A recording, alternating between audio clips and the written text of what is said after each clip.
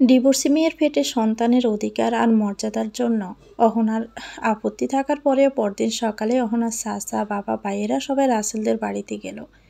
যাওয়ার আগে অহনা বারবার বলছিল সে সেখানে ফিরে যেতে চায় না। অহনার মা অহনাকে আবার চুপ করিয়ে দিলেন। নিজের মাথার কসম খাইয়ে বললেন, মারে, তুই আর জেদ ধরিস না। এতদিন তোর একার কথা ছিল, এখন তুই একা না, তোর সাথে আরেকটা প্রাণ আছে, আরেকটা সম্পর্ক জড়িয়ে আছে, আরেকটা দুনিয়া আছে তোর সাথে। দুনিয়াকে তোর থেকে বিচ্ছিন্ন না, তার বাবা থেকেও বিচ্ছিন্ন না, এবং তার অধিকারের জন্য তোকে চুপ থাকতে হবে, একদম চুপ। রাসেলদের বাড়িতে হুট করে অহনার বাবা চাচাকে দেখে তারা বেশ খানিকটা অবাক হলো। রাসেলের মা জিজ্ঞেস করলেন অহনা চাচাকে, আপনারা? কোনো দাবি দাওয়া তো আমরা বাকি রাখিনি, কাবিনের টাকাও তো আপনার ছেলের অ্যাকাউন্টে, আমরা কি বসে কথা বলতে পারি? কিছু জরুরি বিষয়ে কথা বলার ছিল। জরুরি কথা? অহনার বাবা চাচারা ভিতরে গিয়ে বসলেন। অহনার চাচা বললেন, যা হয়েছে সব কিছু আমাদের সামনেই হয়েছে, এখন আমরা সব কিছু ঠিকঠাক করে আবার নতুন করে শুরু করতে চাইছি। আমরা আসতাম না আজ যদি না এই পরিস্থিতি আসতো। রাসেলের বড় বোন পাশ থেকেই বলল, কী পরিস্থিতি? মেয়ে কেউ নিচ্ছে না, নাকি গায়ে চুনকালি মেখে চলতে হচ্ছে এজন্য? আর তালাক দেওয়া মেয়েকে হিল্লা বিয়ে করিয়ে আবার দিতে চাচ্ছেন নাকি? না না, এসব কিছু হবে না। আমাদের কথাটা তো একটু শোনো, রাসেলের বাবা বললেন এবার। আসলে কি কথা শুনবো? শোনার মতো কিছু থাকলেই না শুনবো। আপনি দাদা হতে চলেছেন, আপনাদের ছেলের সন্তান বড় হচ্ছে আমার বাতিজির করে। রাসেলের মা হেসে উঠল হু হু করে, কেমন জানি একটা হাসি হেসে বলল, হয়েছে, শুনেছি, আপনারা এখন আসতে পারেন।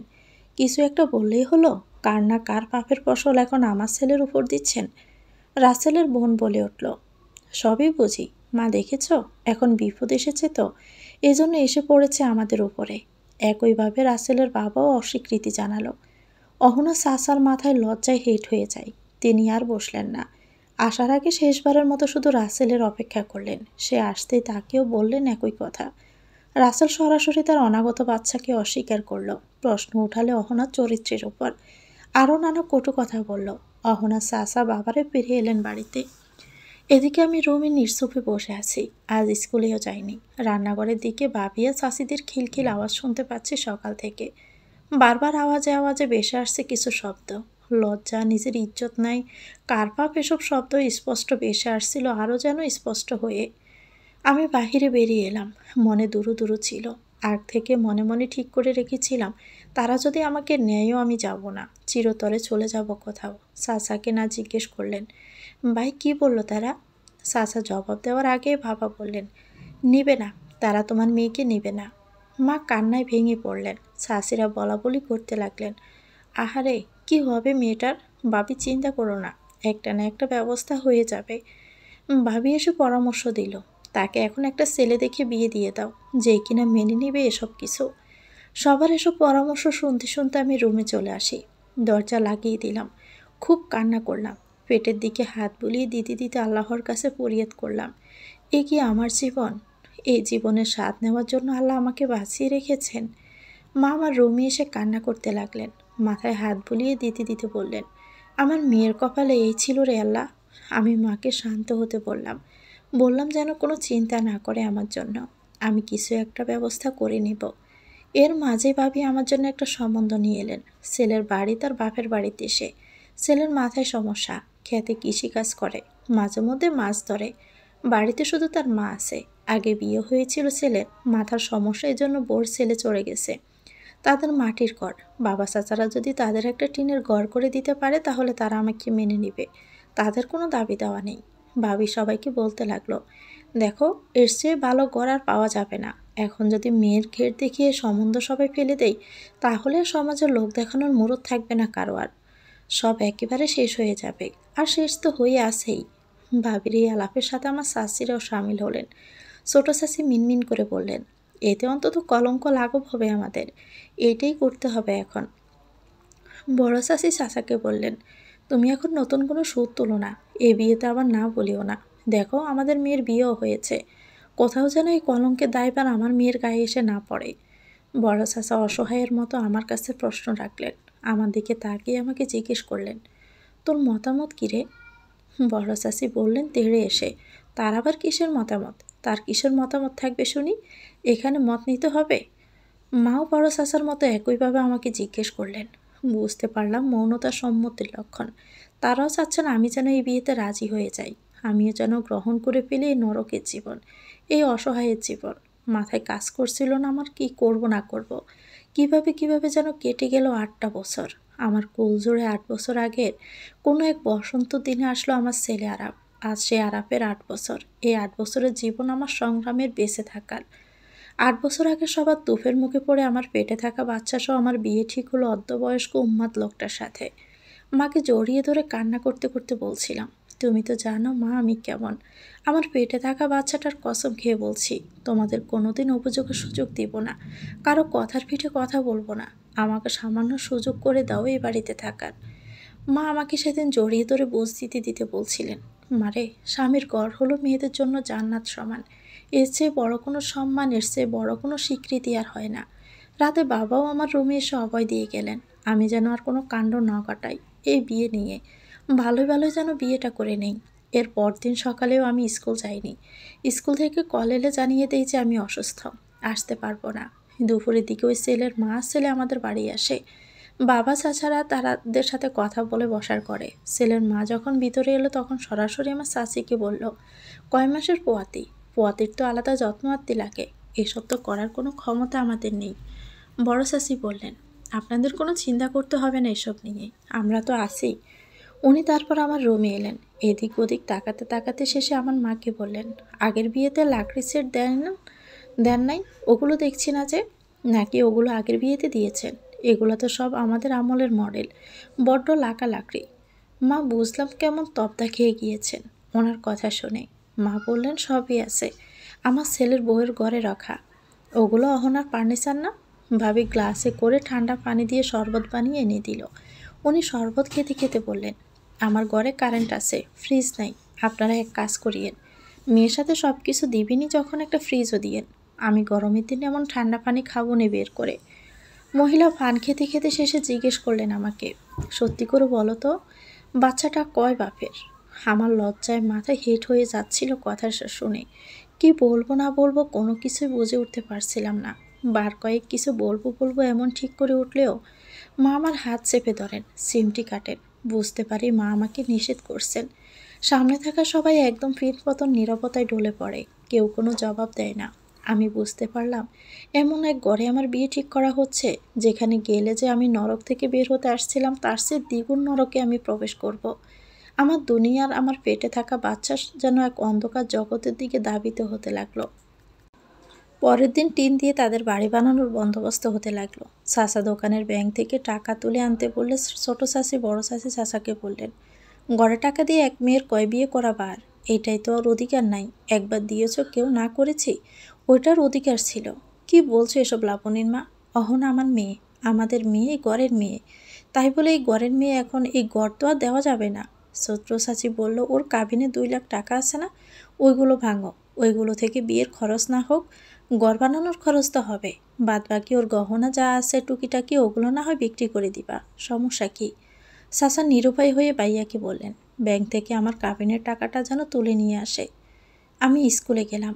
যাওয়ার সময় বাবি বলল, এখন আর স্কুল করে লাভ কি, বিয়ে করে সংসারে যেন মন দেই। স্কুল গেলে আমি যেন শান্তি খুঁজে পাই। ছোট ছোট বাচ্চাদের দেখি আর আমার পেটে বেড়ে ওঠা আমার অনাগত সন্তানের কথা ভাবি। কি সুন্দর করে সে বেড়ে উঠবে, আমাকে মা ডাকবে, আকাশের দিকে তাকাই। এই মা ডাকের জন্য হয়তো বা আমি এখনও বেঁচে আছি। আর না হলে ওই কখন যে এই পৃথিবীর মায়া ত্যাগ করে চলে যেতাম সেখানে, যেখানে কোনো মায়াই আর আচ্ছন্ন করতে পারে না। মায়ের সাথে বন্ধনের জন্য যেন যুগে যুগে মায়েরা সন্তানের কৌশল কামনায় কাটিয়ে দেয় নিজেদের জীবন। এ নাকি মায়ের জীবন। স্কুলের ভাইস প্রিন্সিপাল স্যার বলে দিলেন, অসুস্থতার জন্য আমাকে শেষ সময় 3 মাসের ছুটি দেওয়া হবে। তবে কিন্ডারগার্টেনের জন্য তারা আরেকজন খণ্ডকালীন টিচার রাখবেন। আমাকে বেতন দেওয়া হবে না তখন। আমার যদি এমন অবস্থায় ছুটি লাগে আমি যেন আগেই আবেদন করে রাখি। স্যারকে হ্যাঁ বা না কোনো কিছু বলিনি। ভিতরে ভিতরে চিন্তার সাগরে দুলতে লাগলাম নিজের অনাগত সন্তান আর ভবিষ্যৎ পৃথিবী নিয়ে। কয়েকদিনের ভিতরে সে উন্মাদ লোকটার একটা টিনের ঘর হয়ে গেল। তারা আবার আসলো আমাদের বাড়ি। এবার বিয়ের পাকাপোক্ত সব কিছু ঠিক হয়ে গেল। ছেলের মা আমার চাচাকে বললেন, কাবিনে তারা 20,000 টাকা লিখে দিতে পারবেন, এর চেয়ে বেশি কিছু দিতে পারবে না। চাচি বলে উঠলেন, আর কোনো কিছু দিতেও হবে না আপনাদের, আমাদের মেয়েকে আপনাদের ঘরে তুললেই আমরা খুশি। স্কুল থেকে এসে দেখলাম তারা খেতে বসেছে। সাসি, বাবা, সাসা, মা সবাই ঘিরে তাদের খাওয়াচ্ছেন। যে লোকটার সাথে আমার বিয়ে ঠিক হয়েছে সেও খাচ্ছে বসে বসে। এবারই প্রথম তার দিকে তাকালাম আমি। কি এক ভয়াবহতার ছাপ মুখে, মোটা গোঁফ যেন হুমায়ুন আহমেদের কোনো এক বইয়ে পড়া ডাকাত সর্দারের মতো, সুঠাম দেহ, বয়স অনেক, কবজি ডুবিয়ে খাচ্ছে। জানতে পারলাম সামনের রবিবার আমার আগতে হবে। তারা 4-5 জন এসে আমাকে তুলে নিয়ে যাবে। পরদিন সকালে বাড়িতে কাঠমিস্ত্রি আর রং মিস্ত্রি এলো। আমার খাটটা তিনি দিতে পারবেন না, ওনার বিয়ের খাট রং করে আমাকে দিয়ে দিতে বলছে। আর না হলে তাকে একটা নতুন খাট কিনে দিতে হবে। বাবির কথায় উপর থেকে কেউ আর কিছু বলল না, বাড়ালোও না। সিমসাম আয়োজনে আমার বিয়ের প্রস্তুতি চলতে লাগলো। বিধাতা যেন অপার দুঃখ আর দুঃখের সাথে আমার জীবন গড়ে দিতে লাগলেন। আমার অনাগত সন্তানের মুখ দেখার আগে আমাকে যে বিশাল পরিস্থিতির মুখে পড়তে হচ্ছে, আমাকে যে সংগ্রাম করতে হচ্ছে, এই সংগ্রামে কি আদৌ বেঁচে থাকা যায়? বাড়ি করে দেওয়া যে চুক্তিতে আমার পেটের বাচ্চা সহ আমার দ্বিতীয় বিয়ের চুক্তি সম্পন্ন হয়েছিল, সে বিয়ে আর হলো না। আমি শুক্রবার রাতে বাড়ি থেকে বের হয়ে গেলাম রেল স্টেশনে। কাউকে কোনো কিছু বলিনি। বারবার ইচ্ছে করছিল যাওয়ার আগে অন্তত একবার আমার অবাগী দুঃখী মাকে জড়িয়ে ধরে কান্না করি, কিন্তু না, তাও করলাম না। একটা কাগজে নিজের দুঃখ গাথার সাথে কলমের ছোঁয়ায় লিখে দিয়ে এলাম এক পত্র। এক অচেনার উদ্দেশ্যে আমার সিরেচনা বাড়ি আমি ছেড়ে দিলাম। আমার অস্তিত্বের সাথে শুরু হলো আমার জীবনের লড়াই। এ যেন এক নতুন জীবন, নতুন উপলব্ধি। সকাল 9টা। অহনা এমন সময়ে রান্নাঘরে থাকে ইদানিং, কিন্তু আজ 9টা অবধি অহনাকে না দেখতে পেয়ে অহনার মা অহনার রুমে যায়। গিয়ে দেখেন অহনার রুমে নেই। বের হয়ে তিন্নিকে জিজ্ঞেস করলে অহনাকে দেখেছি কিনা। তিন্নি বলল, মা, আপনার মেয়ে কোথায় কখন কিভাবে থাকে তা কি আমরা জানি? যদি জানতাম তাহলে এমন ইজ্জতের ফালুদা করার জন্য তার পেটে একটা বাচ্চা আসতে দিতাম? বৌমা, তুমি এমন করে কেন বলছো? তুমি তাকে দেখলে বলবে যে দেখেছি, আর না দেখলে বলবে যে দেখিনি। কেন ভাবি, বৌমা কি ভুল বলেছে কিছু? সে তো কোনো ভুল বলেনি। তিন্নির সাথে সুর মেলাতে মেলাতে কথাগুলো বললেন অহনা ছোট চাচি। অহনা চাচা এসব সুরগুল শুনে এসে জিজ্ঞেস করলেন, কি হয়েছে? এই সকালবেলা আবার কি শুরু হলো তোমাদের? অহনার মা অহনার চাচা থেকে লুকাতে চাচ্ছিলেন যে অহনার রুমে নেই, খুঁজলে হয়তো পেয়ে যাবেন এমনই ভাবছিলেন। তিন্নি বলল, চাচা, আপনার অহনা মনে হয় ঘরে নেই। সকাল থেকে তো আমরা কেউ দেখিনি তাকে, তাই মা এসে জিজ্ঞেস করছিলেন যে অহনা কোথায়। এখন আপনি বলেন অহনা কোথায়, এই খবর আমি কিভাবে জানবো? বন্ধ করো তো এসব। বৌমা, তুমি এমন করে কথা কেন বলো? সাথে রাশিদা অহনা কোথায় গিয়েছে? কোনো কিছু কি বলেছে তোমাকে? না ভাই, আমি মাত্র তার রুমে গেলাম, তাকে পাইনি। আমি ভাবছি সে হয়তো এখানে আছে। আজ শুক্রবার, আজ তো তার স্কুলও বন্ধ। বাহিরে যাওয়ার তো কোনো কথা না আজকে। দেখো আবার বিষ খেয়ে বা গলায় দড়ি দিয়ে মরল কি না। লাবণীর মা, তোমাকে আমি শেষবারের মতো সাবধান করছি এমন কথা থেকে। আমার সাবধান মেনে নাও, আর না হলে শেষ বয়সে আমার চেয়ে খারাপ কিন্তু আর কেউই হবে না। হয়েছে, আমিই তো খারাপ, আর বাকি সব দোয়া তুলসী পাতা। ঠিক আছে, আমি আর কোনো কথাই বলবো না। অহনা চাচি রান্নাঘরে চলে গেলেন কথাগুলো বলে। অহনার নাম্বারে কল দিলেন অহনা চাচা। মোবাইল সুইচ অফ বলছে। অহনার মা অহনার রুমের ভিতরে ঢুকলেন। টেবিলের উপর একটা কাগজ দেখতে পায়। কাগজ হাতে নিয়ে বাহিরে এলেন। কাগজে লেখা, প্রিয় পরিবার, আমি সবাইকে মুক্ত করে চলে গেলাম। কোথায় যাচ্ছি, কোথায় যাবো এর কোনো কিছু বলছি না এখন, তবে চলে যাচ্ছি। কেউ ভয় পেয়ে যেও না যে আমি নিজেকে শেষ করে ফেলবো। একবার ওষুধ খেয়েছিলাম নিজের সাথে নিজের লড়াইয়ের কারণে, কিন্তু আর না। এখন এই লড়াই আমার জীবন, আমার একার না। এর সাথে আমার সন্তান জড়িয়ে আছে। নিজেকে নিজের মতো করে গড়ে নিব আমি। একবার যখন বেঁচে ফিরেছি তখন আর বারবার বেঁচে থাকার চেষ্টা করব। আমার পেটে থাকা রাসেল আর আমার সন্তানের কোনো অনিষ্ট হোক এমন আমি চাই না। কেউ আমাকে খোঁজার কোনো চেষ্টা করো না, জানি কেউ খুঁজবেও না। মা, আমার এই লেখাটা যখন পড়ছ তখন আমি হয়তো তোমার চেয়ে 100 কিলোমিটার দূরে কোথাও চলে গেছি। তোমার জন্য কষ্ট হচ্ছে বড্ড। জানি না কত অপমান, কত গঞ্জনা, কত কথা শুনতে হবে। আমার এই চিঠিটা যদি কেউ পড়ে, কেউ যদি তোমার পাশে থাকে, তাহলে তাকে অনুরোধ করে বলছি, তোমরা কেউ আমার মাকে কিছু বলো না, তাকে কষ্ট দিও না। বাবার কাছে, ভাইয়ের কাছে, পুরো পরিবারের কাছে আমার মা এক মুহূর্তের জন্য সুখ পায়নি। আমিও তাকে দুঃখ আর গ্লানির সাথে অপমান ছাড়া কোনো কিছুই দিতে পারলাম না। আমি অনেক স্বার্থপর একটা মেয়ে। নিজের কথা ভেবে একা ফেলে চলে এসেছি। যে নরক থেকে বের হওয়ার চিন্তা আমার বিভোর ছিল এক সময়, সেই নরক থেকে এসে আমি আবার আরেক নরকে যাব এমন আমার কল্পনাতেও ছিল না। আমার পেটের বাচ্চার অধিকার যদি আমি না পাই, তাহলে দরকার নেই সেই নরকের নিজের জীবন হাসি মুখে মানিয়ে নেওয়ার। কখনো ফিরে আসার মতো যোগ্যতা অর্জন করলে মরার আগে একবার আমার জন্মভিটা দেখে যাব। দোয়া করো মা তোমার এই মেয়েটার জন্য, যেন জীবনের সাথে সাজাতে পারি, কোনো কিছু যেন করে খেতে পারি, এতে আমার চলবে। বাদ বাকি যা আসবে উপরওয়ালার ভরসা। ইতি অহনা। মধ্যরাত। আমি ট্রেনের এক বগি থেকে আরেক বগিতে যাওয়ার যে দরজা, সে দরজার এক কোণে জড়সড় হয়ে বসে আছি। শীত শীত করছে। টিটি টিকিট দেখতে আসার সাথে সাথে আরও দুই একজন সাথে ছিল বাথরুমের এদিক ওদিক দাঁড়ানো। তারা এদিক ওদিক যেতে লাগলো। আমি কোমরের ব্যথায় উঠতে পারছিলাম না। এক বোরকা পরা মহিলা বলল, কিরে উইঠা পড়, এখানে বইসা থাকলে বেদর মার খাইবি। আমি উঠতে পারছিলাম না। সেই মহিলা আমাকে তুলে দাঁড় করালো। তারপর আমার পেটের দিকে তাকিয়ে সে বলল, ইয়াল্লা গো, এটা কুকাম করছো? এইটা সারাইবার লাইগেই ডাকা যাইতেছস? সারাইছস না? সারাইছস? তোরে আমার বসের লগে দেখা করাই দিতেছি, দাঁড়া আমার সাথে আয়। রোজ রোজ কাম করবি, মানুষজন আইব, খুশি করবি, 2 বেলা খাবার পাবি, বকশিস পাবি। তারপর সেই মহিলা তার ব্যাগ খুলে 500 টাকার বেশ কয়েকটা নোট আমাকে দেখিয়ে বলল, এ দেখ 15 দিনের বকশিস, বাড়িতেও পাঠাইতে পারি, নিজেও খাইতে পারি, আর এখানে বসে বসে ক্লায়েন্ট ধরি। না হলে তো আমি সিট একটা নিতেই পারো। তই কোনো চিন্তা করিস না, আমার সাথে চলবি, রুটি রুজি সব হবে, পেটের বাচ্চারও একটা ব্যবস্থা হবে। মহিলাটা আমার হাত শক্ত করে ধরে রাখে। মোবাইলে কাকে যেন কল করে সে।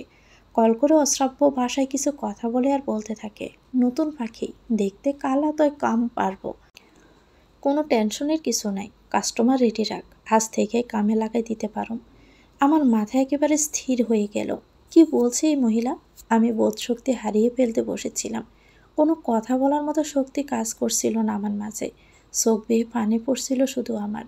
মহিলা কল রেখে আমাকে বলতে লাগলো, যেখানে যাইতেছ সেখানে জীবন বড় কঠিন, এসব কাম না করলে পেটও চলবে না, পিঠও চলবে না। আমি করি, আমার সাথে আরও মাইয়ারা আছে, কোনো অসুবিধা হইব না। তারপর তার ব্যাগ থেকে বন আর কলা বের করে আমার হাতে দিল। একটা পানির বোতলের সিপি খুলে নিজে এক ডুব গিলে বোতলটা আমার দিকে এগিয়ে দিল আর বলল, এগুলো খেয়ে নে, না হলে মরবি আর আমার কপালও মারবি। পানি এগিয়ে দিয়ে পান মুখে পুরে নিল সে।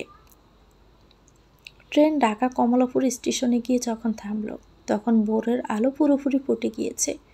আমি জড়সড় হয়ে বসে রয়েছি। সে বোরকা পরা মহিলা একবারের জন্য আমাকে তার হাত ছাড়া করেনি।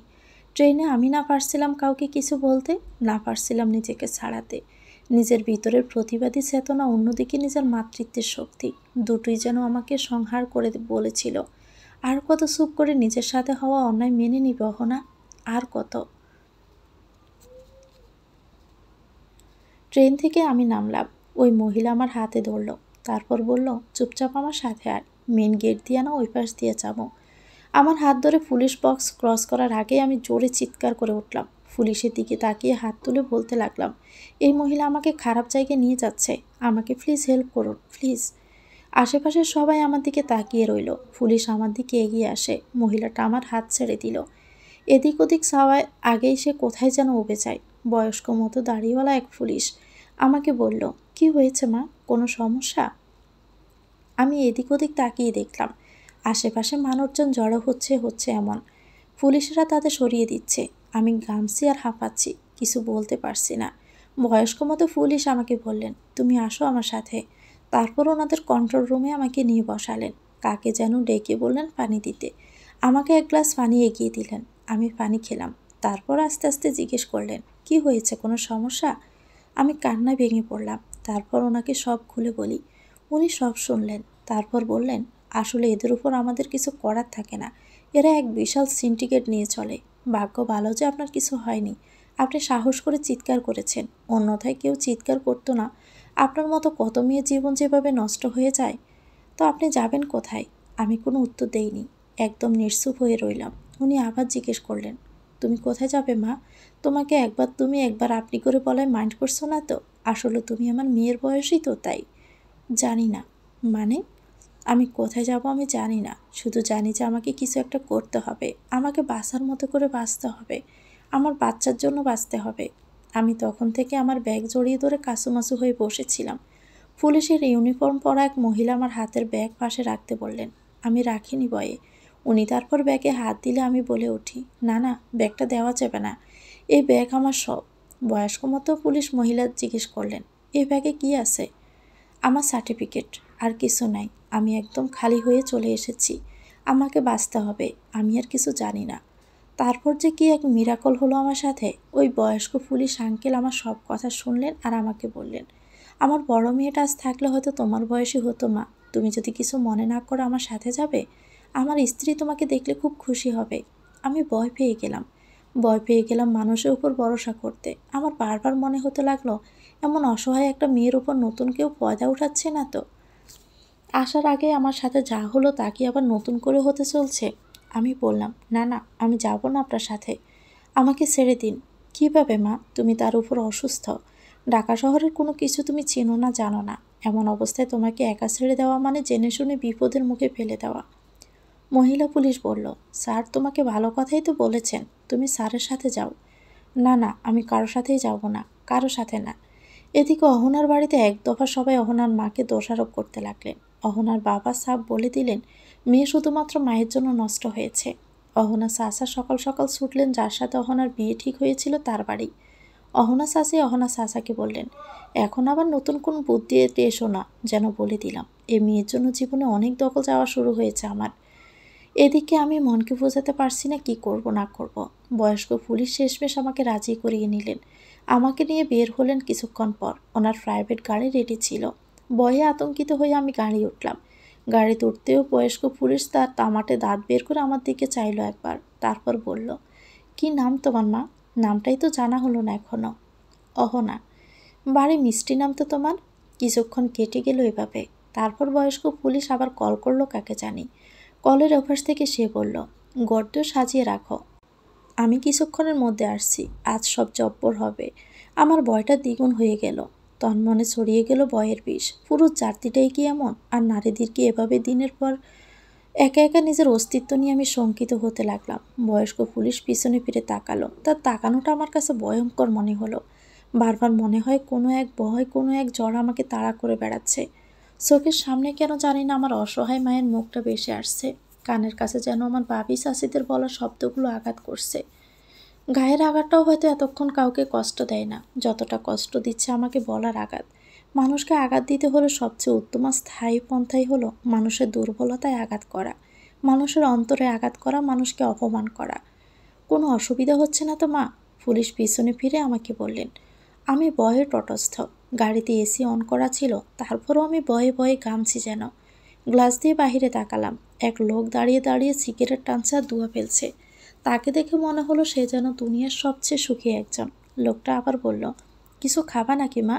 অনেকক্ষণ ধরে হয়তো না খেয়ে আসো তুমি। শরীর অসুস্থ করবে তো তাহলে? আমি ভিতর ভিতর জ্ঞান পড়ে গেল। একদিকে ভয়, অন্যদিকে নিজের অস্তিত্ব টিকিয়ে রাখার সংগ্রাম যেন আমার শেষ করে দিচ্ছিল। তার উপর এমন জঘন্য লোকের মুখ থেকে মা ডাকটা শুনে আমার ঘিন ঘিন আরও বেড়ে গেল। একজন লোক কিভাবে এমন করতে পারে? জগতের সব পুরুষরাই কি এমন? লোকটার মোবাইল বেজে উঠল আবার। ড্রাইভারকে গাড়ি থামাতে বলল। পিছনে ফিরে বলল, তুমি বাসায় যাও, আমার একটা কাজ এসেছে, আমাকে যেতে হবে তাড়াতাড়ি। মফিজ, তুই গাড়ি নিয়ে বাসায় যাবি সোজা। মেয়েটাকে বাসায় তুলে দিবি। তোর ম্যাডামকে বলবি আমি আসছি।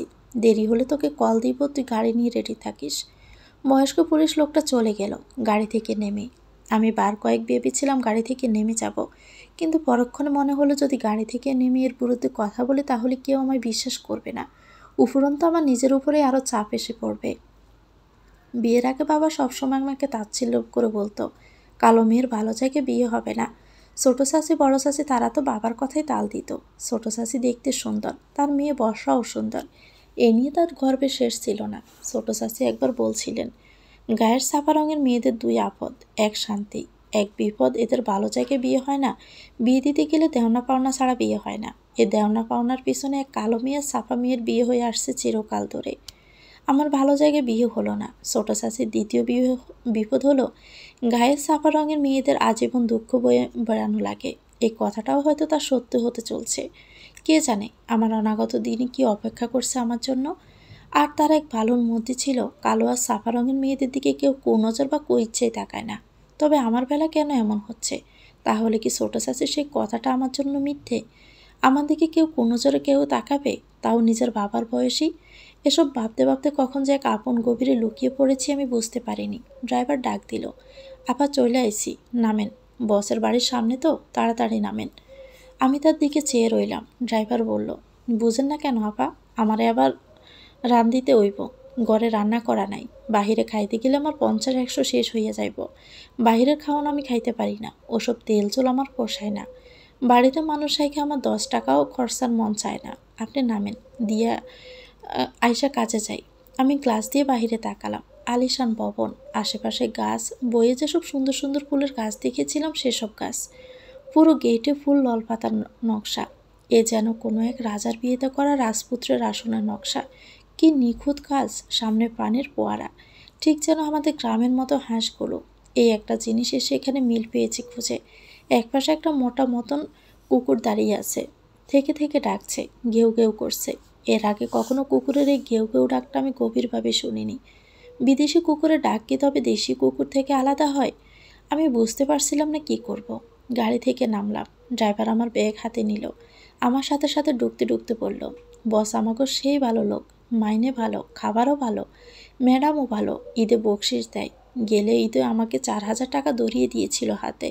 আর সাথে কি করেছে জানেন? আমার বউয়ের জন্য বসুন্ধরা থেকে শাড়ি কিনেছে। দাম কত কইবার পারি না, তাই বউয়ে কইছিল এমন শাড়ি সে জীবনও দেখেনি। পরা তো পরের কথা। আশেপাশের বাড়ির লোকজন সেই তারিফ করছিল শাড়ির। আমগো স্যার ম্যাডাম বড় ভালো লোক। এই ঘরের কামের বিড়ি হইতে পারাও ভাগ্যের বিষয়। লোকটার আগ বাড়িয়ে কথা বলা আমার ভালো লাগেনি, তবুও শুনছিলাম।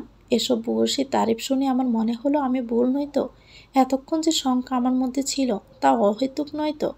মানুষ ভালো হতে পারে না, পুরুষ মানুষ তো নাই, এই বিশ্বাস আমার করতে এখন কষ্ট হয়। মেয়ে মানুষরাও কি ভালো মানুষ হয় তবে?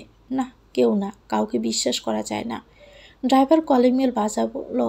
একটা তরুণী মেয়ে এসে দরজা খুলে দিল। ড্রাইভার বলল, ওনারে ভিতরে নিয়ে যাও, স্যারে কইছে, ম্যাডাম চিনে। তুমি খাইছো কিছু ভাই? শরীরটা তো আজ তোমার অস্থির অস্থির দেখাইছে। না খামুনে, রান্না করুম এখন। তোরা তো চিন্তা করা লাগবো না আমার লাইগা। এই গরমের মাঝে রান্না করতে পারবা? আমি এসির মধ্যে থাইকেও শান্তি পাই না। হ্যাঁ পারুম, তুই যা, ম্যাডামরে ডাইকা আন। আপা এটা আমার ছোট বোন, গ্রামে এই ঘর ওই ঘর গেরস্তে কাজ কইরা গতর খাটনে থেকে এখানে থাকো নিলাম। বোনটারে সামনে পাইলে চোখে দেখলে একটা শান্তি শান্তি লাগে। আমার মা মারা যাওয়ার সময় আমার হাত ধরে কইছিল আমি যেন আমার বোনটারে দেখে রাখি। আমার এইগুলো কেউ নেই। এই বোন আর নিজের বউ বাচ্চা নিয়ে সংসার, গড় গেরস্ত, কাটে দিনকাল। লোকটা বেশি কথা বলে, কিন্তু এখন এই কথার বিরক্তিভাজন ভাব আসছে না। কেমন যেন অস্পষ্ট সাধারণ কথার আভাস পাচ্ছি। মেয়েটা আমার ব্যাগ হাতে নিল। ভিতর থেকে এক মধ্যবয়সী মহিলা বের হয়ে এলেন। একটা তীক্ষ্ণ গলায় বললেন, অহ, এসেছো তুমি? এসে আমাকে জড়িয়ে ধরলেন। আমি বিস্ময়ে হতবাক হয়ে গেলাম। এত তীক্ষ্ণ গলা, এত সুন্দর করে কাছে টেনে নেওয়া, এত সুন্দর করে বলা, এসেছো তুমি? এমন ডাক আমি কতদিন শুনিনি। আমার মনে হচ্ছে উনি আমাকে কতদিন ধরে চিনে। আমি কোনো জবাব দিলাম না। কাজের মেয়েকে বললেন, ওই যে পেয়ারা আর আপেল রাখা আছে না, ওগুলো মিক্সড মিল্কশেক করে এক গ্লাস এনে দে। বেশি ঠান্ডা পানি দিস না, মিডিয়াম দিস। বসো মা, তুমি কেমন আছো? আলতো করে বসিয়ে আমার হাতে নিজের নরম তুলতুলে হাত রেখে তিনি জিজ্ঞেস করলেন আর বললেন, এই মেয়ে, কী নাম তোমার, বলবা আমাকে? আমি একবার পুরো ঘরের দিকে তাকালাম, আবার ওনার মুখের দিকে তাকালাম। ছোট মতন গোলগাল মুখ তার, মাথা ভর্তি চুল, এদিক ওদিক সাদা রঙে ছেয়ে আছে। যেন সাদা আকাশের মাঝে কে জানি কালো রং দিয়ে লেপটে দিয়েছে তার জমি। যেমন তীক্ষ্ণ তার গলা, তেমনি তার ঠোঁট অবয়ব, গাঢ় গোলাপি যাকে বলে, একদম এমন যেন তার ঠোঁটের রং। আমার দিকে তাকিয়ে বললেন, নাম? অহনা। বাড়ি মিষ্টি নাম তো তোমার। কেমন আছো তুমি? ভালো। এই অবস্থায় এভাবে? যাক, সেসব কথা পরে হবে। আমাকে বলছেন তিনি, জার্নি করে এসেছো তো, এক কাজ করো, তুমি ফ্রেশ হয়ে নাও, তারপর খেয়ে আমাদের গল্প হবে, কেমন? আমি হ্যাঁ সূচক মাথা নাড়লাম। উনি উঠে চলে গেলেন। একটা ড্রেস হাতে করে বাহিরে এলেন। আমার হাতে ড্রেসটা তুলে দিয়ে কাজের মেয়েটাকে ডেকে বললেন, তাকে আমার রুমের বাথরুমে নিয়ে যেত, আর হিটার অন করে দিও, তোয়ালে দেখিয়ে দিস। মেয়েটা আমাকে নিয়ে ওনার রুমের ভিতর গেল। ইয়া বড় রুম, 4 দেওয়ালের রং, 4 রং করা। খাটের উপর দেওয়ালে বড় করে একটা ছবি, ওই পুলিশ, ওনার বউ আর 2 পাশে 2টা মেয়ে। কি সুন্দর ছবিটা! এক পাশে বড় একটা ড্রেসিং টেবিল, আরেক পাশে আলমারি। পুরো রুমে সুগন্ধি কোনো এক ফুলের ঘ্রাণ পাচ্ছি। কোন ফুল আন্দাজ করতে পারছি না, তবে সেই গন্ধটা আমার ভীষণ ভালো লাগছিল। কাজের মেয়ে বাথরুমের লাইট অন করে বলল, এই বাথরুমে ডুইকা যান, আমি গরম পানি সুইচ দিয়ে দিতেছি, পানি গরম আইব, আর এই নেন তোয়ালে। আমি কৌশল করে বেরিয়ে এলাম। বের হতে না হতেই দেখি মধ্যবয়সী মহিলা আমাকে ডেকে এনে ডাইনিং রুমে নিয়ে গেলেন। এখানেও এক প্রকাণ্ড টেবিল, টেবিলের উপর কত রকমের খাবার। আমি টেবিলে বসার আগেই বললাম, আমার ব্যাগ, আমার ব্যাগটা কোথায়, কোথায় ব্যাগটা? আরে মা, ব্যস্ত হওয়া লাগবে না, ব্যাগ আছে, তুমি আগে বসো, কিছু খাও, ক্ষুধা লেগেছে নিশ্চয়ই। আমি ভয়ে ভয়ে বসলাম। সামনে কী কী খাবার আমি এসবের নামও জানি না। তিনি একে একে বললেন, এটা চিকেন পাকোড়া, এটা ফুলকপির, শীতের শেষের ফুলকপি, আমি হাফ কুকড করে রেফ্রিজারেটরে রেখেছিলাম। এটা ব্রেড ক্রাম দিয়ে মোড়ানো চিকেন ফ্রাই, আর ওই যে দেখছো ওইটা নাগেট, কাবাবটা আমার স্পেশাল, ফিন্নি আছে, দই বড়া করেছি, আর ঠান্ডা ঠান্ডা সিরা গুড় আছে সাথে, শাহি পরোটা দোকান থেকে আনিয়েছি। আমার আবার অদ্ভুত একটা জিনিস পছন্দের, পুরান ঢাকার পাতলা বাকরখানির সাথে গরুর বুড়ি, বুড়িও আছে, পরোটা দিয়ে খেতে পারো, খাও নাকি? আমার তো দারুণ লাগে। এখানে বাজিও আছে, মুগ ডাল আছে, কালাই ডাল আছে। ওহ, মনে পড়েছে, আমিও না সব কিছু ভুলে যাও, দাঁড়াও আমি নিয়ে আসছি। উনি ভিতরে গেলেন। আমি বিস্ময়ে তাকিয়ে থাকলাম। একজন মানুষ এমন অনবরত কথা বলতে চাচ্ছেন, কোনো বিরতি নেই, কোনো ক্লান্তি নেই, কোনো জড়তাও নেই। কয়েক সেকেন্ডের ভিতর থেকে এসে সে তীক্ষ্ণ গলায় বললেন, এই নাও দুইটা জার ভর্তি আম, একটাই আম শর্ত, অন্যটাই আমি আমার আমিতে গোল দেওয়া আছে অনেকবার, কয়েকবার, তারপর রসুন দিয়ে জাল করেছি, খুব এক্সক্লুসিভ। আমার বড় মেয়েটা আমসত্ত্ব খেতে দারুণ পছন্দ করতো। খাও খাও, এক পিস খেয়ে দেখো। আমার মুখে জিভে জল চলে আসে। আমি ভাবতে লাগলাম, মানুষ এত ভালো হয় কিভাবে? তাহলে আমি এতক্ষণ যা যা ধারণা করছি তা কি ভুল? এতটাই বলছিলাম আমি, হয়তো কেউ জানে না, অহনাও জানে না কি ভয়ঙ্কর কিছু তার জন্য অপেক্ষা করছে। তা দেখা যায় আদৌ কি তা হয়? আর যা দেখা যায় না তা তো হয়। খারাপ কিছু অপেক্ষা করছে নাকি এটাই ভালো কিছুর সংকেত। জীবনে নাও যদি বেয়ে চলতে হয় তাহলে কি আজীবন দুঃখ বোঝাই যায়? বারবার ঠকা খেয়েছি বিশ্বাস করে, এবারও কি এমন কিছু অপেক্ষা করছে? রিং বেজে উঠল মহিলার। তিনি কল ধরলেন। ওপাশ থেকে কে কি বললো বুঝতে পারলাম না। তিনি আমার দিকে তাকিয়ে হাসি মুখে বললেন, এই তো সামনেই আছে, কোনো চিন্তা করো না, বাসায় আসো তাড়াতাড়ি। বুঝতে পারলাম হয়তো ওনার স্বামী কল করেছেন, আমার কথা জানতে চাইছেন, না হলে তো অন্য কেউ ওইভাবে আমার কথা জানার কথা না, জিজ্ঞেস করারও কথা না। তীক্ষ্ণ গলার গোল গোল মুখের মহিলা কল রেখে আমাকে বললেন, কি হলো, খাও না, খাও। আচ্ছা দাঁড়াও, এই আমসত্ত্ব আগে মুখে নাও, তাড়াতাড়ি খেয়ে নাও। মহিলার চোখে মুখে উচ্ছ্বাস। ঠিক সেই উচ্ছ্বাস মানুষ কোনো অমানসিক কাজ করার তৃপ্তি হিসাবে আন্দাজ করতে করতে পেয়ে যায়। আবার সে মমতার ডাকে বলা, এই সময় এসব টক খেলে ভালো লাগবে তোমার, কত কিছু রান্না করেছি, সব খেয়ে বলতে হবে না আমার রান্নার হাত কেমন, খেয়ে দেখো আগে তাড়াতাড়ি, এভাবে বসে থাকলে তো আর চলবে না। কি মেয়ে, খাও, তীক্ষ্ণ গলার মহিলা বললেন আমাকে। আমি এক পিস আমসত্ত্ব হাতে নিলাম। মুখে নিতেই দেখি এত মোলায়েম আর এত মজার টক মিষ্টি একটা স্বাদ, এমন স্বাদ আমি এর আগে কখনো পাইনি। কি ভালো লাগলো? তীক্ষ্ণ গলায় তিনি জিজ্ঞেস করলেন। আমি হ্যাঁ সূচক মাথা নাড়ি। তারপর জার থেকে আরেক পিস আমসত্ত্ব বের করে আমার হাতে দেয়। কাজের মেয়েকে ডাক দিয়ে এনে এক পিস হাতে দিয়ে বললেন, খা। ম্যাডাম, আমি নুন আর মরিচ নিয়ে আহি, আমি এমনি খাইবার পারি না, দাঁত ডেংসি ডেংসি টেংসি করে, খাবার পারি না। আমরা পারি কেমনে? কাজের মেয়েটা চলে গেল। তিনি আমাকে বললেন, কি হলো, বসে আছে যে, খাবে না? একটা একটা করে খাওয়া শুরু করো। আমার প্লেটে একটা বড় রেশমি পরোটা তুলে দিলেন। আমি খেতে না চেয়েও খেলাম। আমার মায়ের কথা মনে পড়তে লাগলো বারবার। এরকম আদরে আমি ডাকে অনুভব করতে লাগলাম। আমার মা একা একা কেমন আছে, কি করছে কিচ্ছু জানি না। আমার চোখ বেয়ে জল নেমে আসে। তীক্ষ্ণ গলায় আবার বললেন, আরে কান্না করছো যে, কান্না করে না মেয়ে, বাড়ির কথা মনে হয়েছে বুঝি? হবে না কেন, একা একটা মেয়ে সাহস করে ঢাকায় চলে আসতে পারে, আসার পর এখন বাড়ির কথা মনে হওয়াটাই স্বাভাবিক না? কথাগুলো বলতে বলতে ঘরে এসে ঢুকলো সেই বয়স্ক পুলিশ।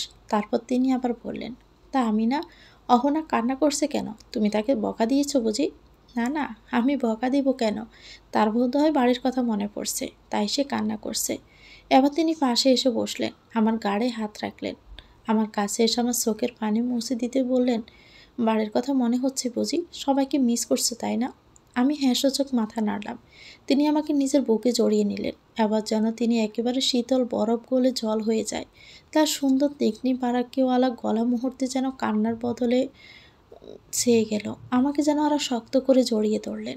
যেদিন রাসেলের সাথে বিয়ে হয়ে আমি চলে যাচ্ছিলাম, মা সেদিন আমায় এমনভাবে ধরছিল। আমি কান্না করছিলাম নিজের পড়াশোনার জন্য। আমি বিয়ে করব না এক কথাই ছিলাম। সেদিন মা আমার জন্য না, আমার সুন্দর সংসারের জন্য কান্না করছিল। আর মনে আছে এমন জড়িয়ে ধরছিলাম লাবণীকে, আনন্দে কিংবা দূরে চলে যাচ্ছে সেই জন্য না। আমার বারবার মনে হচ্ছিল, সাথে চোখেও পারছিল সে পাষণ্ড রাসেলের কথা। সেদিনের মন থেকে মনে গেঁথে গিয়েছিল, মানুষ এমনভাবে মানুষকে ঠিক তখনই ধরে যখন তার মনে ভয় কাজ করে। তবে তিনি আমাকে এমন ধরলেন কেন? তার কি নেই? বাড়ি গাড়ি বর সন্তান কি নেই? বয়স্ক পুলিশ এসে তার স্ত্রীর পিঠে হাত রাখলেন, গলা জেড়ে বললেন, আমি না, ডোন্ট ক্রাই ডিয়ার। তুমি এভাবে মনে করে আমাকে ভিতর থেকে উইক করে দিচ্ছ। এবার যা হওয়ার তা হয়েছে, যা হওয়ার তা হবেই। এর চেয়ে বেশি কিছু তো আর হবে না, তাই না? সো এসব নিয়ে প্লিজ আর ভেবো না। নিজের সময় নষ্ট করো, অন্য সময় নষ্ট করো না। আমার কান্না মুছে দিয়ে বললেন, নো কান্নাকাটি, এখন শুধু খাওয়া। সোহানার বাবা, তুমি ইউনিফর্ম চেঞ্জ করে আসো। আজকে তো আর ডিউটি নেই, তাই তো? নাই। বয়স্ক পুলিশ হেঁটে হেঁটে প্রস্থান করলেন। তীক্ষ্ণ গলার ওনার স্ত্রী বললেন, বাথরুমে ফ্লোর ভিজিও না। না ভিজালে গোসল কীভাবে করব? করো একমতে, ভিজিয়েছো তো খবর আছে।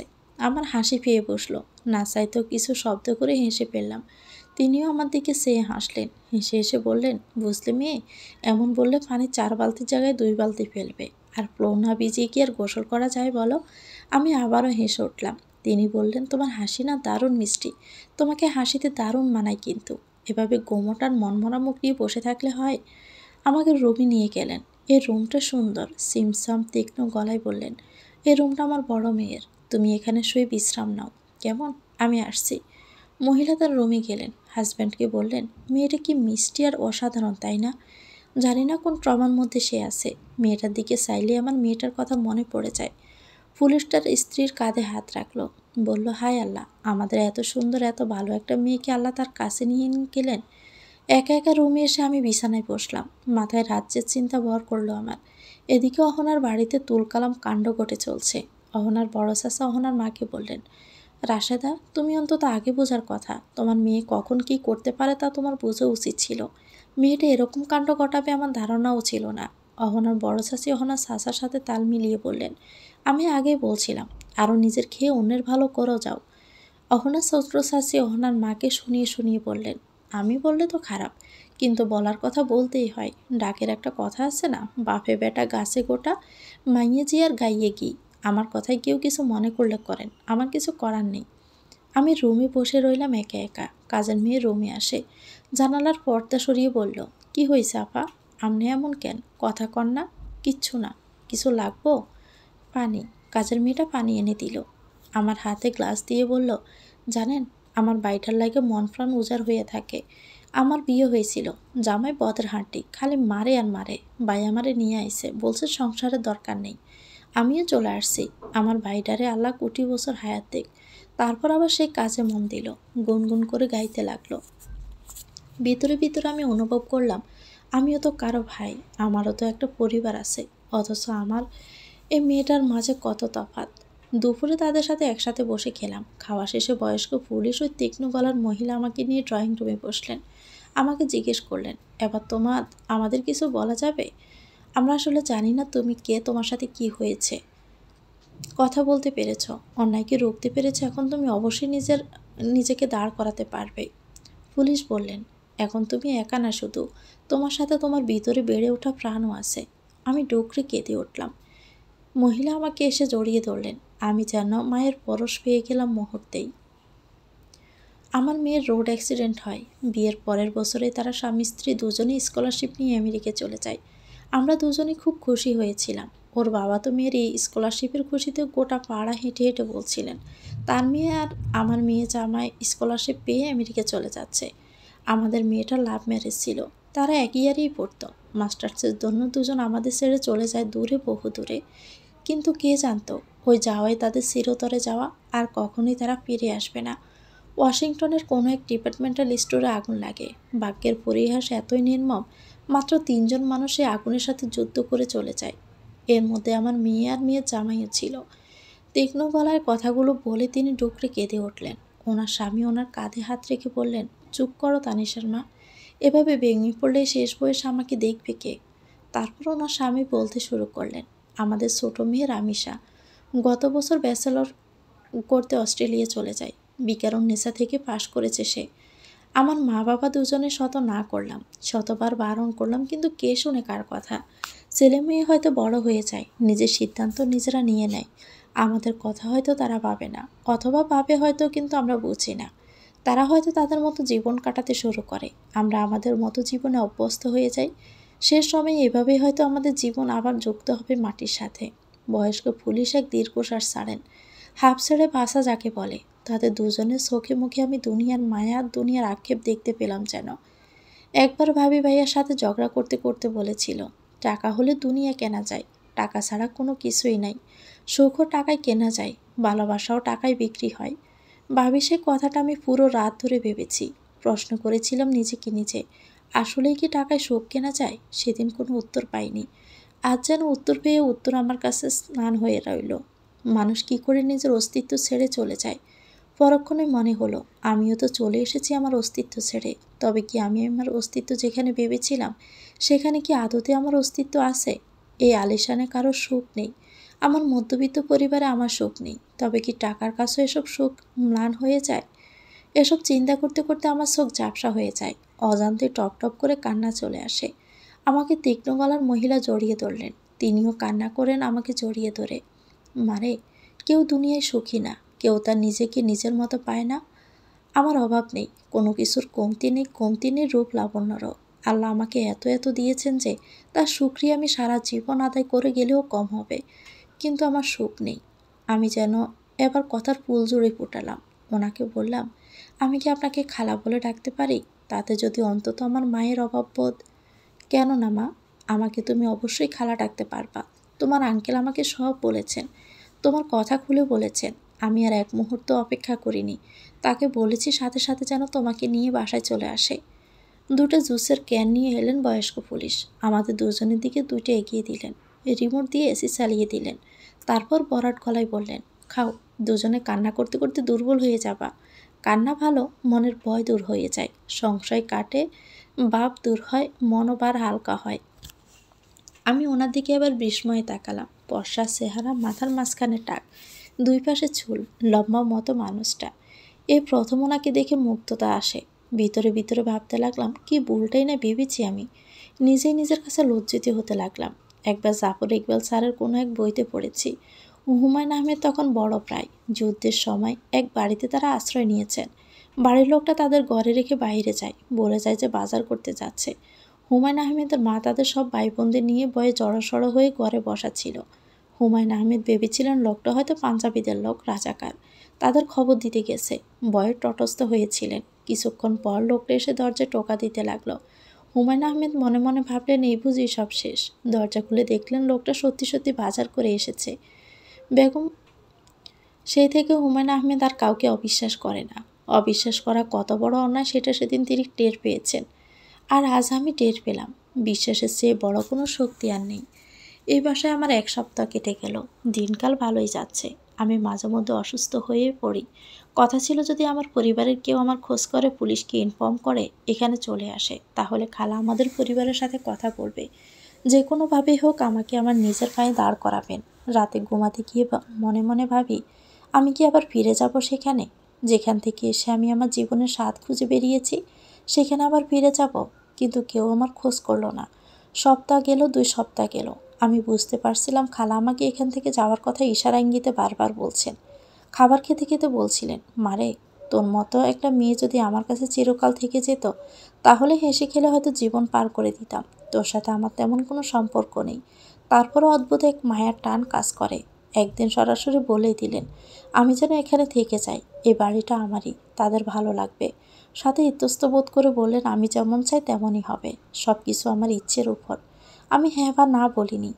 আমার বাচ্চার জন্য আমার নিজেকে কিছু করতে হবে, অন্য মুখাপেক্ষী হয়ে কখনোই না। আমি চা বানাচ্ছিলাম রান্নাঘরে, খালা এসে ঢুকলেন। এদিক ওদিক যেন কি খোঁজাখুঁজি শেষ করে বললেন, তোমাকে আজ ডাক্তারের চেম্বারে নিয়ে যাব, এই সময় ডাক্তারের আন্ডারে থাকতে হয়। না খালা, আমি তো ঠিকঠাকই আছি। হ্যাঁ, ঠিকঠাক আছো অবশ্যই, তারপরও একটা চেক আপ করিয়ে নিলে ভালোই হয়, বুঝেছ? কিন্তু আমার, না, কোনো কিন্তু না, আজ বিকালে ডাক্তারের কাছে যাব। তোমার আঙ্কেল বলে দিয়েছেন তোমার এখন যত্নের প্রয়োজন, আর মাঝে মধ্যে চাটা রান্না করবার সমস্যা নেই, কিন্তু এই নিয়ম করে রান্না করে আসা আর কিন্তু চলবে না। সন্ধ্যায় ডাক্তার দেখাতে গেলাম। পরের দিন জানতে পারলাম আমার ছেলের খবর, আমার বাচ্চার খবর। সেদিন যে আমি কি খুশি হয়েছিলাম, আমার ছেলে আসছে এই খবরে আমার থেকে যেন বেশি খুশি হয়ে গেলেন খালা আর আঙ্কেল। আঙ্কেল বাসায় এসে যখন খবর শুনলেন, কাজের মেয়েকে ডাক দিয়ে বললেন, বাসায় কি খাসি আছে? জি আছে। তাহলে আজ খাসির কোরমা আর গরুর পোলাও করো, আজ জব্বর একটা খাবার হবে। রাতের খাবারে ড্রাইভারকেও বাসায় নিয়ে আসা হয়, সেও পেট ভরে খায়। কাজের মেয়ে আর তার ভাইকে খাবার দিতে দিতে বলল, ওই আবার পোলাও হইব, তাই স্যার আজকে অনেক খুশি। হ, আমি জানি, আমারে আজ 500 টাকা দিছেন ধরাইয়া। কেন দিছেন জানি না, এখন বুঝবার পারছি, খুশিতে টলমলা হইয়াই দিছেন। আমি বুঝতে পারলাম না আমার সাথে তাদের কি এমন সম্পর্ক, যে সম্পর্কে জোর ধরে তারা আমাকে এতটা ভালোবাসছেন। আমার মনে হলো মায়ের কথা। আজ যদি মা জানতে পারতেন যে আমি ছেলে সন্তানের মা হচ্ছি, মা হয়তো কত খুশি হতেন।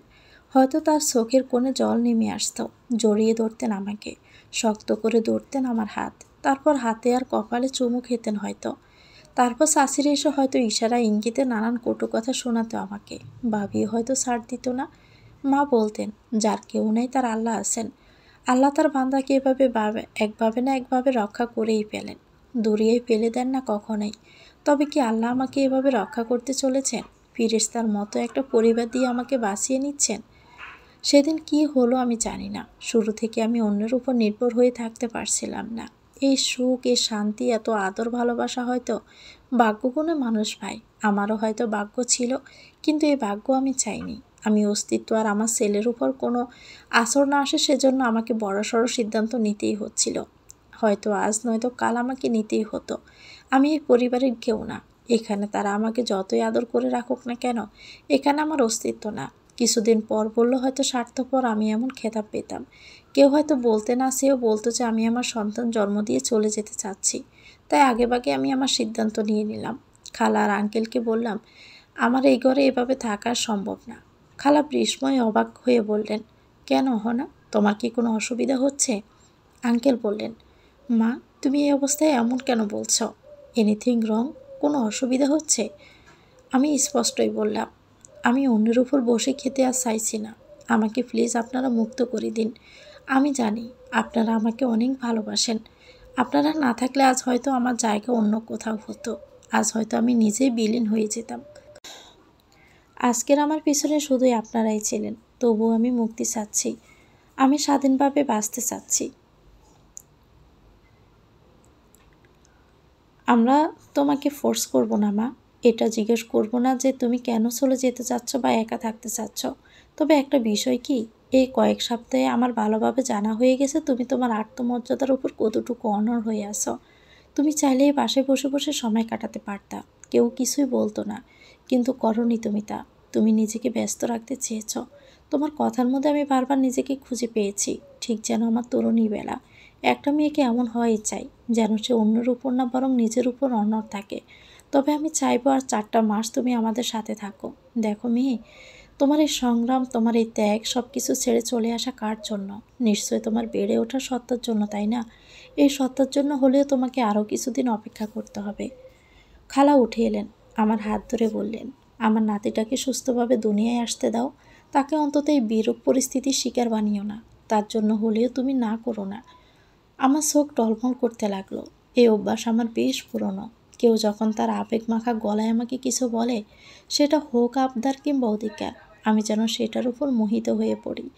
আঙ্কেলকে এসে গলা ঝাড়লেন, তারপর বললেন, এই দেখো, বাচ্চার মা হয়ে যাচ্ছে মেয়েটা, আর সে নিজেই কিনা বাচ্চার মতো কাঁদছে। আর সে যাবে কোথায়? এখানেই থাকবে। তাকে কে রাখছে বলো? আমরা তো তার সেই অনাগত বাচ্চাটার দায়িত্ব পালন করছি। খালা বললেন, কি রহনা, আমাদের কি সেই দায়িত্বটুকু পালন করতে দিবি না? এতটাই আত্মবিমান চেপে রাখবি নিজের মাঝে? আমি খালাকে জড়িয়ে ধরলাম আর বললাম, আল্লাহ কাউকে হয়তো একা ফেলে রাখেন না, আমাকেও না। হয়তো তিনি আমার আর আমার সন্তানের জন্য আপনাদেরকে পাঠিয়েছেন। সেদিন দুপুরে আমি ইলিশ মাছের লেজের ভর্তা করলাম। আঙ্কেল খেয়ে বললেন, আমাদের অহনা তো ভালোই রাঁধুনি, এমন লেজ ভর্তা এর আগে কখন খেয়েছি আমার জানা নেই। খেয়েছিলাম ছোটকালে, আমি তখন কলেজে পড়ি। বাবা ইয়া বড় বড় ইলিশ আনতেন, এখনকার সাইজের না, এক একটা 2 কেজি 3 কেজির, ডিমওয়ালা পেটি, তেল জবজবে, আর লেজ ছিল খাসা মাংসে ভর্তি যেন। মা লেজ ভর্তা করতেন পাটায় ফিসে ফিসে, সাথে দিতেন সরিষা আর খাঁটি সরিষার তেল। আমাদের মামার বাড়িতে ঘানি ভাঙা তেল বানানো হতো, মাসে মাসে তেল আসতো বাড়িতে। ইলিশের লেজের সাথে সেই খাঁটি সরিষার তেলে একদম মোহনীয় স্বাদ আসতো। আজ কত বছর পর যেন সেই একই স্বাদ পেলাম। গ্রামের মানুষের এই এক গুণ। আর যাই হোক, রান্নায় নিজেদের মুন্সিয়ানার পরিচয় দেয়। বাহ, শুধু অহনার তারিফ, আর আমি যে নারিকেলের মিঠা করলাম এটার কি হবে? খালা বলে উঠলেন, পিঠা তো স্বাদ এই একই, এর মধ্যে কি আর এমন নতুন আসবে? আমি বরং আমার লেজ ভর্তা খাই। কয়েক কয়েকদিন পর খালা আমার রুমে এসে আমার সব সার্টিফিকেট দেখতে চাইলেন। আমি বের করলাম একে একে। জিজ্ঞেস করলাম আমার আমার অনার্সে কোন সাবজেক্ট ছিল। আমি বললাম বাংলা। বাংলায় 2nd ক্লাস। বাহ, ভালোই তো তাহলে। এত ভালো একটা মেয়ে এভাবে বসে আছো কেন? আমি চাকরি করেছি খালা, বাচ্চা পড়িয়েছি। তাই? হ্যাঁ। আচ্ছা, এখন নিজের খেয়াল যত্ন নাও। এখন আর এসব নিয়ে চিন্তা করতে হবে না তোমাকে। দেখতে দেখতে চলে এলো সেই মহেন্দ্রক্ষণ, যেদিন আমি আমার ছেলের জন্ম দিলাম। সিজারে সে হয়েছে। বাচ্চা হওয়ার পর আমি আমার পাশে প্রথমে যাকে দেখলাম সে ছিল আমার খালা। আমাকে যে এতদিন আগলে রেখেছিলেন মায়ের আদরে, মায়ের যত্নে। বেডে রাতেই দিয়ে দিল আমাকে। বড় রুম, হসপিটালে নাকি বাসার কোনোটাই আলাদা করে যাচ্ছিল না। পুরো রুম জুড়ে সুগন্ধি। রাতে আঙ্কেল এসে আজান দিলেন, আমার পুস্কুটাকে কোলে তুলে নিলেন। কোলে নিয়ে নাম রাখলেন আরাফ। আমার নাতির নাম আরাফ। দেখো দেখো, ওর চোখগুলো কেমন ভরাট ভরাট, আমার দিকে তাকাচ্ছে কেমন করে, দেখেছ? কি সুন্দর না? আরে বাবুটা, কি দেখছো? কি দেখছো তুমি? বুড়োকে দেখে কি করবে? সে তার সুন্দরী নানুকে দেখছে। আমাকে দেখছো না নানু ভাই? আমাকে দেখছো? আমি বেডে শুয়ে শুয়ে সেই দৃশ্য প্রাণ ভরে দেখতে লাগলাম। এই জন্য আমার চক্ষু শীতল করার এক অভিনব অভিপ্রায়। এই জন্য আল্লাহর এক বিশেষ নেয়ামত। তারা দুজনে কত খুশি। আর যদি আমার মা সামনে থাকতেন তাহলে তিনিও হয়তো এমন খুশি হতো। আত্মহারা হয়ে জড়িয়ে নিতেন আমার বাচ্চাকে, আমার আরাফকে। তারপর হয়তো আমার কপালে চুমু খেয়ে বলতেন, আমি সঠিক সিদ্ধান্ত নিয়েছি। হাসপাতালে 3 দিন ছিলাম। এই 3 দিন আমার থেকে এক মুহূর্তের জন্য খালা দূরে যায়নি, আমার পাশেই ছিল। দিনে 2বার করে আঙ্কেল আসতেন, দেখে যেতেন। আসলে শুরু করতেন খেলা। বাচ্চার মশারি, কাপড়, খেলনা কী নেই, সব কিছু যেন উপড়ে পড়েছে আমার আরাফের জন্য। ডাক্তার ডিসচার্জ করে দেওয়ার পর বাসায় এসে ঢুকতে দেখি ড্রয়িং রুমে বড় এক কেক রাখা। আঙ্কেল ঢুকে বললেন, এখন না এদিকে আসো, আমার আরাফকে নিয়ে কেক কাটো। খালা বললেন, তুমি কেক খাবা নাকি? তোমার না ডায়াবেটিস? না, কোনো সমস্যা নেই, আজ আমি খাবো। আজ কিছুই হবে না খেলে। এভাবে হাসি খুশিতে 2 মাস কেটে গেল। আমার মনের যে বিচ্ছিন্নতা ছিল, সে বিচ্ছিন্নতা যেন কাটছিলই না। সেদিন রাতে আঙ্কেল এসে বললেন, অহনার জন্য একটা খুশির খবর আছে।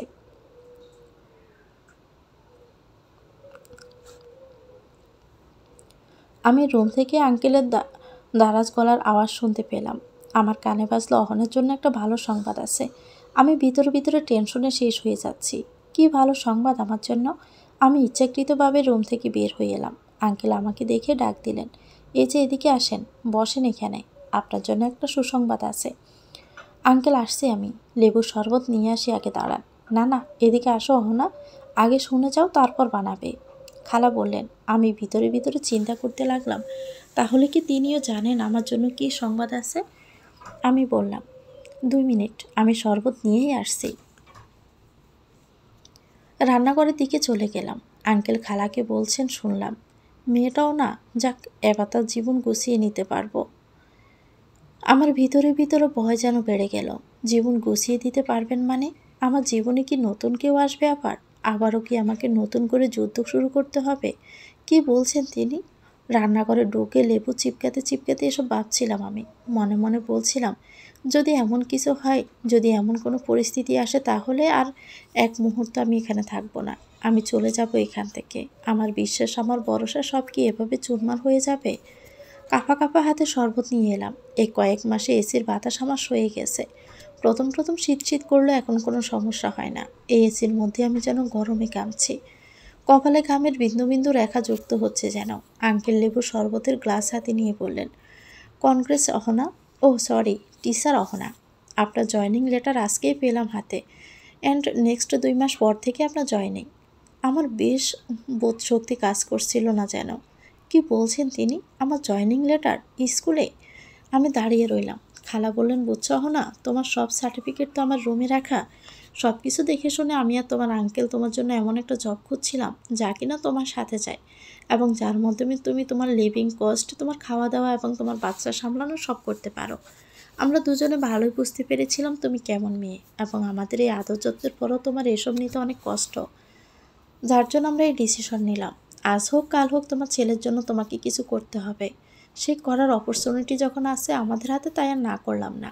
ইংলিশ মিডিয়াম স্কুল, আমার চাচাতো ভাইয়ের ডিরেক্টর, তোমার সার্টিফিকেট, কোয়ালিফিকেশন এবং এর আগেও একটা স্কুলে তুমি জব করেছিলে, তার সব নথিপত্র তাদের কাছে দিয়ে রেখেছিলাম 4 মাস আগেই।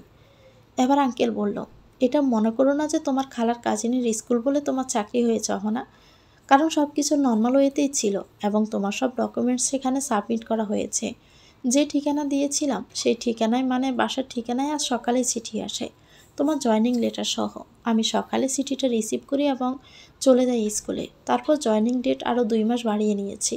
করতে গেলে শুধু এইটুকুই করেছি ধরা যায়, বাদ বাকি সব তোমার যোগ্যতাই হয়েছে। আমাদেরকে এই খুশিতে কী খাওয়াবো বলো?